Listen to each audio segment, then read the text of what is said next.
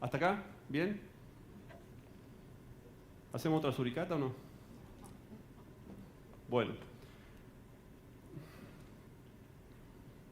Le voy a poner foco en estos pocos minutos que me quedan en las diferentes formas y roles que pueden desempeñar ustedes como los nuevos actores que van a gestionar la innovación de sus grupos, de las empresas de sus grupos y las personas de las empresas de sus grupos. El otro día tuve que presentar el anteproyecto de tesis y la verdad que leí sobre la saturación teórica y me trajo un montón de alivio entender que existe una saturación teórica dentro de la investigación. La saturación teórica es ese punto en el cual una nueva contribución que ponemos a la investigación no genera impacto. Imagínense una tesis doctoral sobre innovación, hay para escribir un montón. Y en un proyecto que dura 5 años, si no aparecía esta saturación teórica, probablemente haya terminado frustrado. Entonces, teniendo en cuenta este concepto de saturación teórica, también, no fue con un mate, no me acuerdo qué estaba comiendo en ese momento, se me juntaron 2 neuronas y dije, estaría bueno hablar del punto de saturación de inteligencia. ¿Cuál es el punto de saturación de inteligencia? Lo definí como el punto donde nos quedamos sin inteligencia. Esto es, sin la capacidad para comprender y resolver problemas, o algunos problemas. ¿Sí?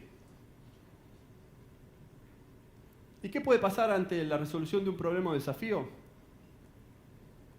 Lo ideal sería que ese problema caiga en el área donde yo soy especialista. Entonces, me transformo en un Homo capus specialiticus, ¿no? Que lo puedo resolver. Pero por otro lado, puede pasar que no lo pueda resolver porque cae en un área donde yo no soy especialista. Y ahí hay 2 caminos. Que me considere un Homo nabus, porque no lo puedo resolver. O por otro lado, que me considere un Homo sapiens. Porque créanme, que ser humano no puede resolver todo. Es humano eso. Entonces, el Homo sapiens va por un lado, el Homo nabus, ¿qué hace? No solamente se siente nabus, sino que redobla la apuesta. Fuerza su punto de saturación de inteligencia, trata de transformarse en especialista, se transforma en un Homo solitarius tossudus, ¿no? Y cuando se hace especialista, va a resolver el problema y el problema es otro.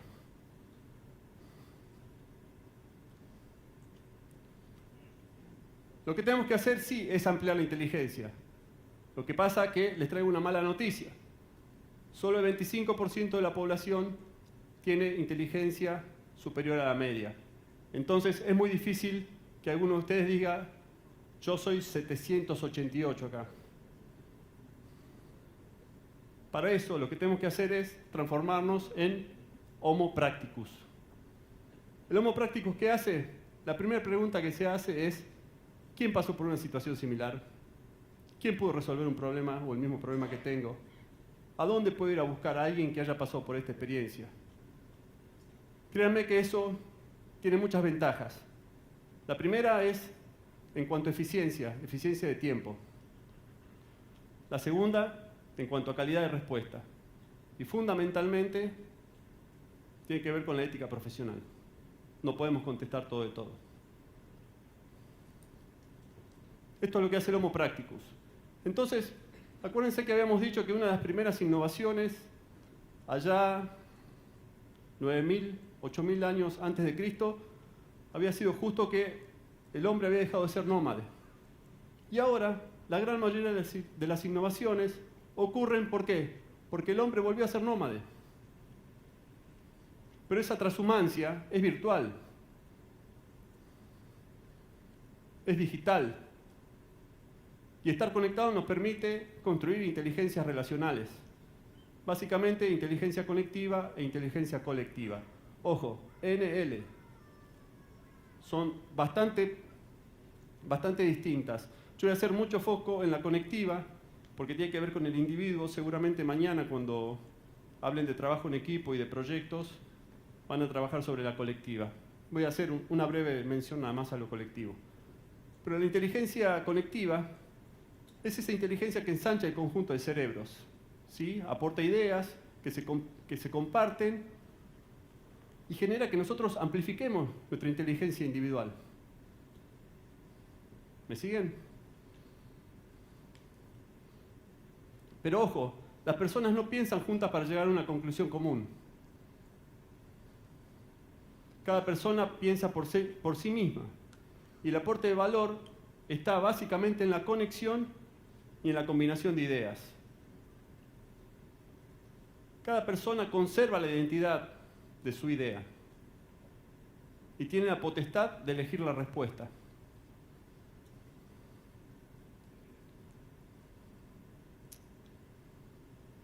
Por lo tanto, la inteligencia colectiva no es sabiduría en masa, sino es la sabiduría de alguien de esa masa.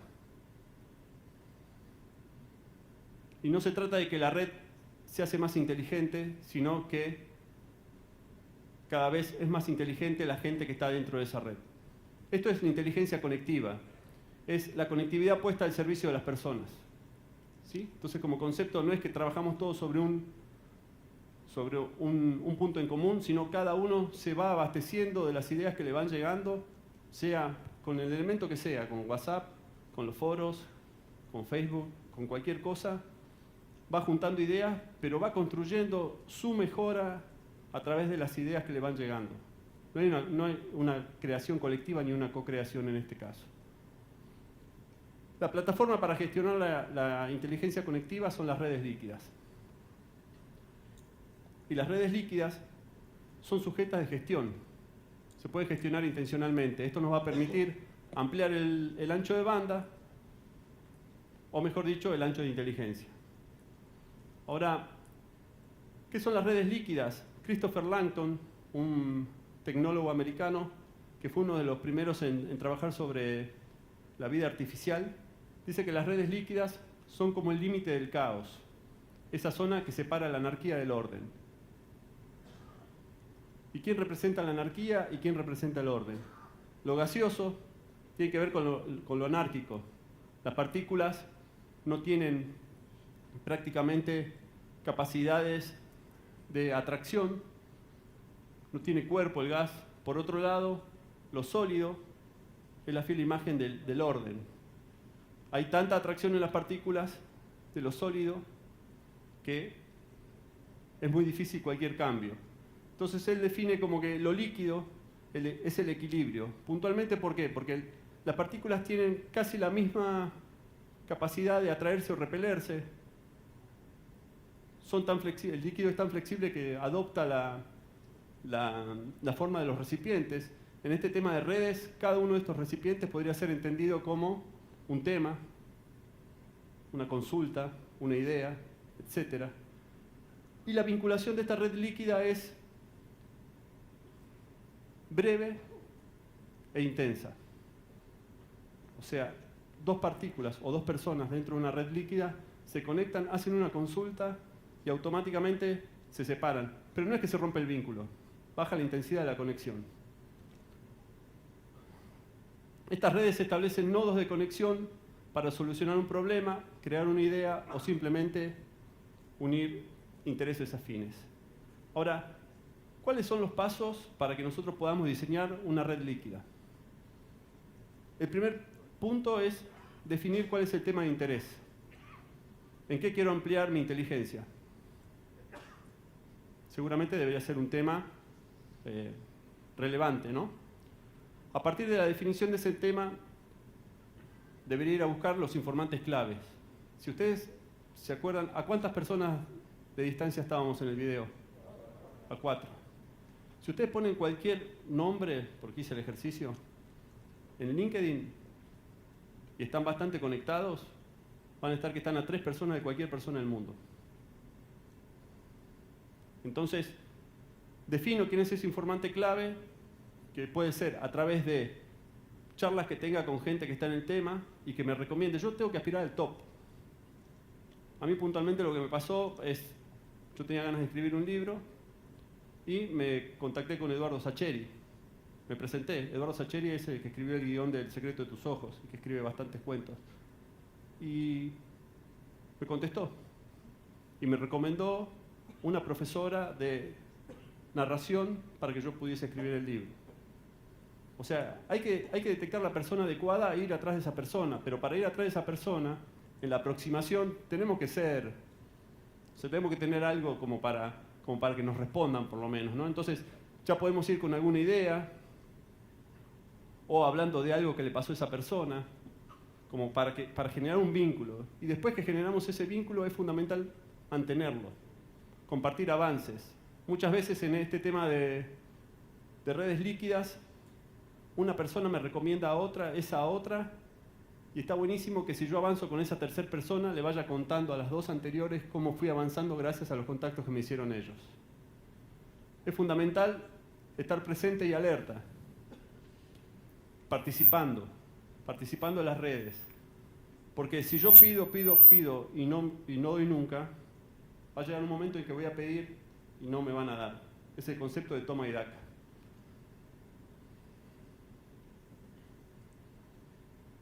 ¿Y cuáles son las formas de generar redes líquidas?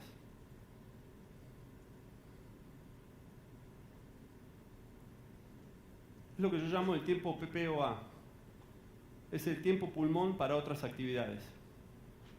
Es un tiempo que no se remunera, al contrario, nos cuesta, pero es el tiempo que más nos permite capitalizarnos. Es formar parte de la organización de un evento como esto, de un congreso nacional. Es formar parte de una actividad como el Mundo de las Ideas. Es todos los meses reunirse con un grupo de intercambio personal o GRIP e intercambiar cómo está cada uno, transformarse en caso y trabajar con metodología CREA y contar cuáles son los proyectos. Es incursionar en la educación, en el arte, en la ciencia. De eso se trata la liquidez. Cada uno definirá qué cantidad de tiempo le dedica a esto, pero es un tiempo estructural, es un tiempo de calidad. Es un tiempo que se capitaliza y se paga con creces, pero con recontra creces. Hay que ponerlo en la agenda. Por lo tanto, tenemos que flexibilizar nuestras agendas para que esto nos entre. Básicamente lo que ocurre cuando nosotros hacemos un contacto con una persona y lo ponemos dentro de nuestra red, no solamente entramos en contacto con esa persona, sino nos apoderamos de toda su red. O sea, nos estamos apoderando para empoderarnos. Brevemente, lo que es inteligencia colectiva, a diferencia de lo que hablábamos de la conectiva, el producto es colectivo. Trabajamos todos sobre un proyecto, ¿sí? En donde lo conectivo es cómo nos vinculamos, pero hay un producto en común. En la conectiva con N no. Yo me sirvo de un montón de ideas y construyo mi propia idea. En lo colectivo sí. O sea, lo que hace la inteligencia colectiva es articular lógicas, ¿no? Fundamentalmente de impacto social.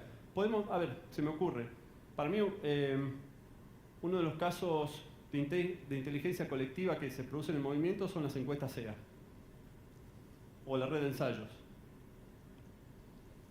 o Wikipedia o el derrocamiento de Mubarak en la primavera árabe. De punta a punta, elijan lo que quieran. Ahí había un proyecto común y todos contribuían a ese proyecto. ¿Sí? Entonces la L por la N tiene bastantes diferencias y seguramente cuando mañana ustedes trabajen con el tema de trabajo en equipo, esta es la inteligencia ideal, la colectiva, para trabajar en equipo. Bueno, terminando. ¿Cuáles son los roles que ustedes deberían o podrían llevar a cabo para ser los facilitadores de la innovación adentro de sus grupos? Vamos a ir a lo poético, lo convocamos a Mario Benedetti, y Mario Benedetti dice: obedecer a ciegas deja ciego. Crecemos solamente en la osadía. Solo cuando transgredo alguna orden, el futuro se vuelve respirable. Es una definición poética de hacker. Ese es el rol que tenemos que cumplir. Ahora, ¿qué es un hacker? Ojo, hacker no es cracker, ¿no? El cracker es el malicioso. Hacker. Un hacker es aquel capaz de adentrarse en la lógica de los sistemas, descubrir debilidades y desafiar el modo en que estos funcionan. Ahora, ¿en qué sistemas nos vamos a adentrar nosotros?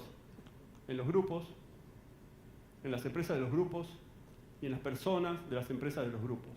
Ese es el rol fundamental. Porque un hacker pone pasión, placer, obsesión, se adentra en la lógica del sistema, lo moviliza a desarrollar innovaciones.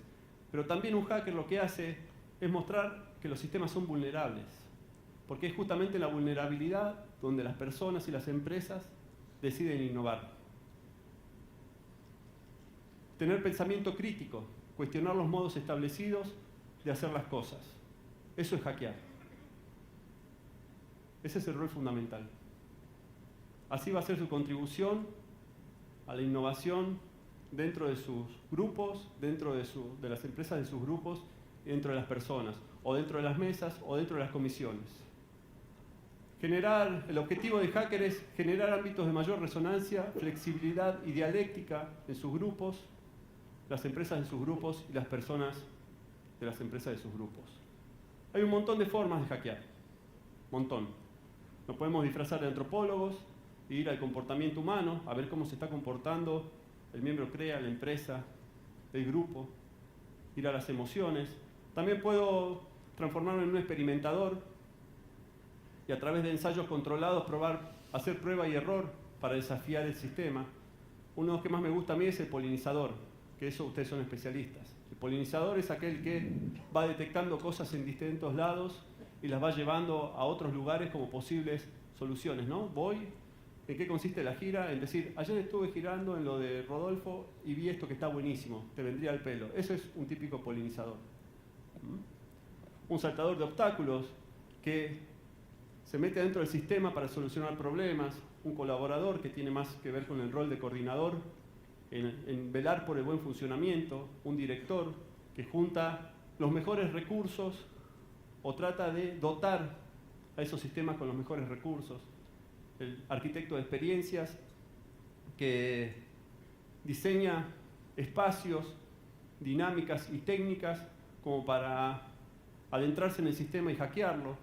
El diseñador de decorados o escenógrafo que genera lugares distintos en donde tener esas reuniones. El cuidador que vela por la salud del grupo, o el narrador que lo que hace es traspolar historias, traspolar anécdotas para generar identidad dentro del grupo.